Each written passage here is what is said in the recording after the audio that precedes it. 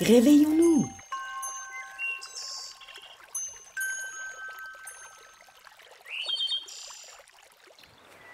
J'ai choisi le renard parce que pour moi c'est un animal qui est très farouche et en même temps il s'adapte très bien. Il vit dans la forêt mais aussi en ville. Pour moi c'est un prédateur comme j'ai des poules et j'ai déjà eu la situation où j'étais très fâchée contre le renard parce qu'il a mangé toutes mes poules sauf le coq.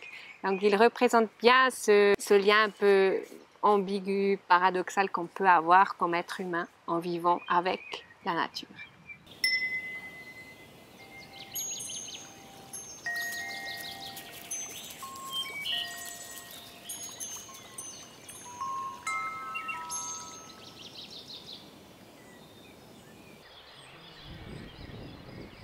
Moi, je vis dans un endroit où je suis vraiment en pleine nature, même carrément, c'est un endroit qui est protégé, on est dans la forêt de Finges. Et puis, je vois, ma mission, c'est vraiment de défendre les droits des êtres vivants. Donc, comme toutes les espèces, les animaux, mais aussi les êtres humains et toutes les plantes et tout ce qui pousse. On est facilement accessible pour tous les publics et on travaille vraiment avec tous les publics. On a des personnes, des enfants, des bébés, on a des personnes plutôt âgées. Nous accueillons aussi des élèves, on accueille aussi des enfants avec des maladies rares ou incurables. On accueille les migrants, on accueille des jeunes avec des problèmes psychologiques, etc., etc. Et c'est vraiment le point géographique dans lequel on se trouve qui nous permet tout ça. Et puis, c'est à travers tous les projets qu'on propose, on essaye vraiment de donner un accès, donc ce qu'on appelle ça la médiation culturelle, de proposer des activités qui lient la nature, les animaux, dans un cadre créatif. Donc, on va toujours proposer des activités qui sont aussi en lien avec la création ou qui vont éveiller la créativité chez la personne qui se trouve dans ce milieu merveilleux.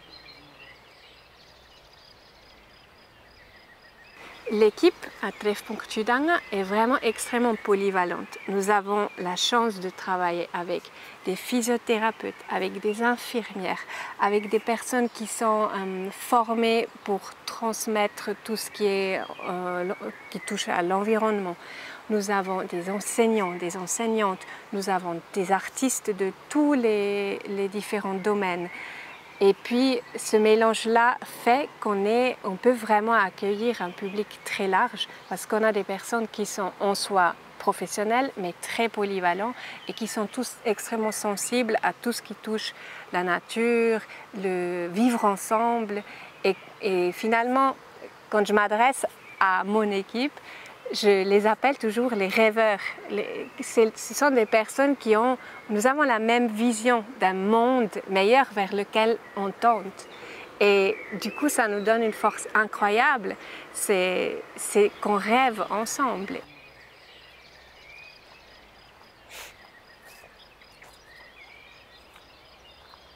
Puis, il y a un moment ou un autre où vous êtes invité de me joindre. Et on va essayer d'improviser 30 minutes sans parler.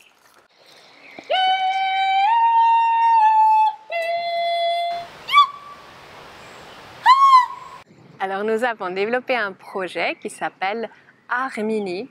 Et en fait, ce sont des séquences qui durent entre 30 et 40 minutes où on invite les bébés, donc des 0 ans, et leurs accompagnateurs ou accompagnatrices qui sont majoritairement soit les parents, soit les grands-parents, de venir et d'improviser. Et en général, alors il y a différentes façons de faire, mais ça peut être que l'artiste va proposer une introduction et qu'après, toutes les personnes qui sont présentes vont petit à petit se joindre dans cet univers.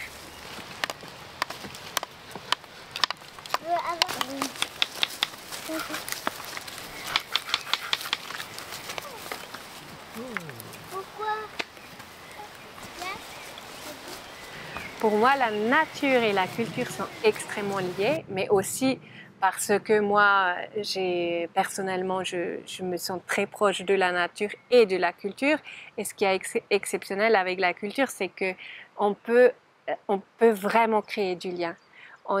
Et ça peut être avec n'importe quel sujet, mais si on a une affinité ou si on sent une mission où on se sent attiré en tant qu'artiste vers un thème ou un autre, après nous, on a les outils pour questionner les sujets, on a un outil pour ouvrir ou montrer des imaginaires d'autres ou de nourrir des imaginaires.